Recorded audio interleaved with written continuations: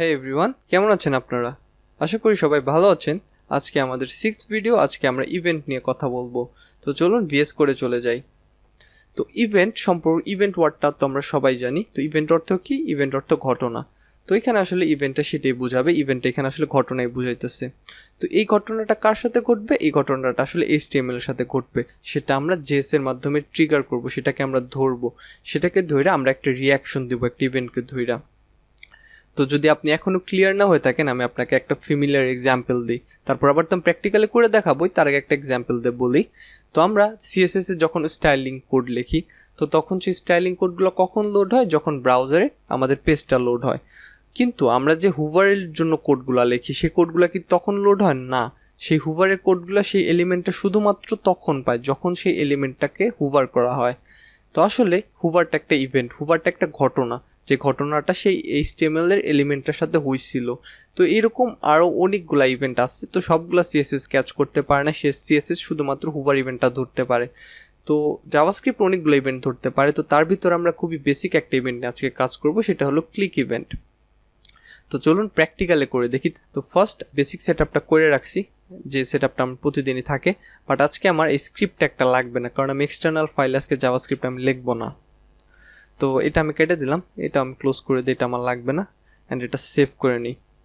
তো আজকে আমাদের যে কাজটা হবে সেটা হলো আমরা একটা ইভেন্ট ধরব, সেই ইভেন্টটাকে ট্রিগার করে আমরা একটা এলিমেন্টের কালার চেঞ্জ করব, বা আমরা কোনো একটা কিছুকে চেঞ্জ করব। তো ফার্স্ট আমাদের সেই এলিমেন্টগুলো ক্রিয়েট করে নিতে হবে। তো আমি আগে একটা H1 এলিমেন্ট ক্রিয়েট করে নিতেছি।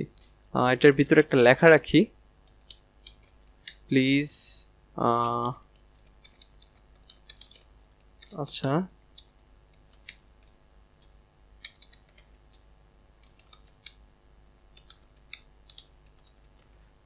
Please don't change my colour, এই লেখাটা রাখলাম। তার মানে কি, আমরা আসলে কালারটাই চেঞ্জ করব। আচ্ছা, এখন এটার ভিতরে একটা অনক্লিক অ্যাট্রিবিউট ইউজ করব। তো এই অনক্লিক অ্যাট্রিবিউটটা আমাদের ইভেন্টটা ধরতে সাহায্য করবে। এই ইভেন্টটা তো আপনারা পড়ে এই অনক্লিক ওয়ার্ডটা পড়েই তো বুঝতে পারতেছি। অনক্লিক, যখন কেউ ক্লিক করবে তখন সেই অ্যাট্রিবিউটটা কাজ করবে। তো অ্যাট্রিবিউটটা তো আসলে কাজ করবে না, অ্যাট্রিবিউটের ভিতরে যাবে, অ্যাট্রিবিউটের ভিতরে যে ভ্যালুটা থাকবে সেটা কাজ করবে। তো এই অনক্লিক অ্যাট্রিবিউটের ভিতরে আসলে আমরা কিছু জেএস কোড লিখতে পারি। আচ্ছা, তো এখন জেএস কোডটুকু লিখি। তো ফার্স্ট টাইম লিখবো দিস। এখন দিস কি?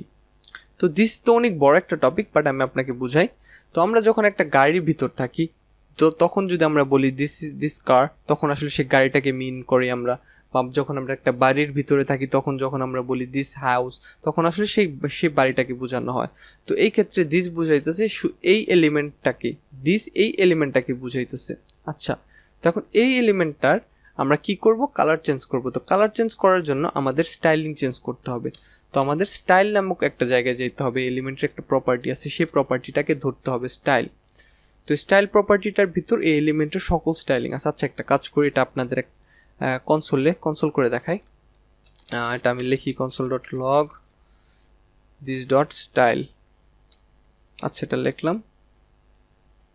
আচ্ছা, তো তাহলে এটা এখানে অ্যাট লাস্ট কি হইতেছে? আমরা যখন এখানে ক্লিক করব তখন কনসোলে এটার স্টাইলটা লক করবে, কনসোলে এটার স্টাইলটা শো করানো হবে। আচ্ছা, তো এটাকে একবার ব্রাউজার ওপেন করি। সরি, আচ্ছা, ডিফল্ট ব্রাউজার ওপেন করি। এই দেখেন, এটা কিন্তু আপাতত এটা তো কালার চেঞ্জ করবো না, এটাকে কনসোলে যাই। এই দেখেন, আমাদের কনসোলটা কিন্তু আপাতত ফাঁকা আছে।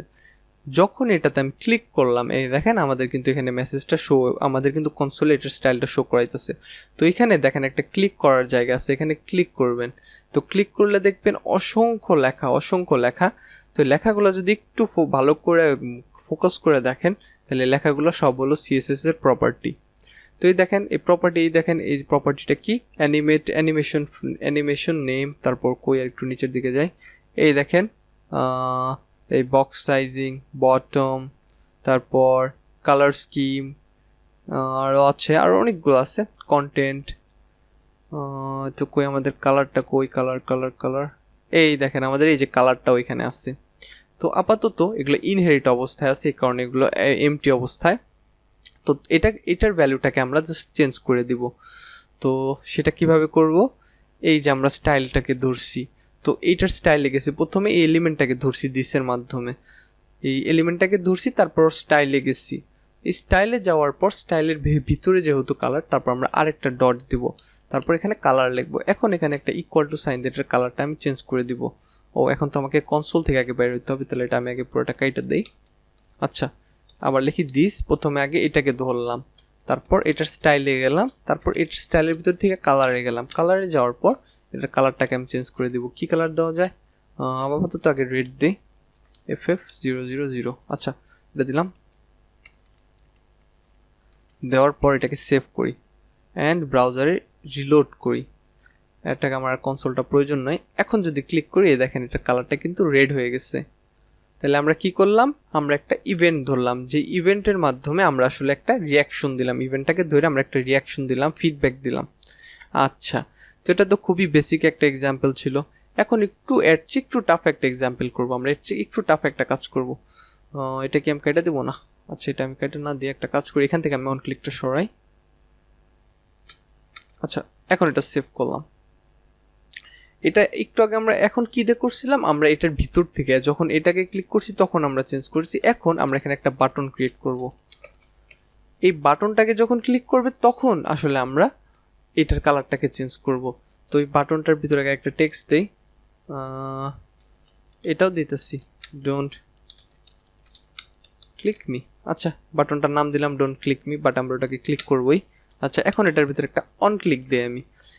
অন ক্লিকের ভিতর আমরা লাস্ট ভিডিওতে কি দেখছিলাম? আমরা একটা HTML এলিমেন্টকে আইডি দিয়ে সিলেক্ট করতে পারি।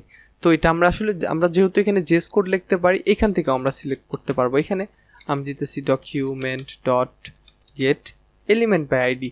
তো আমাকে আগে এখানে একটা আইডি দিয়ে দিতে হবে।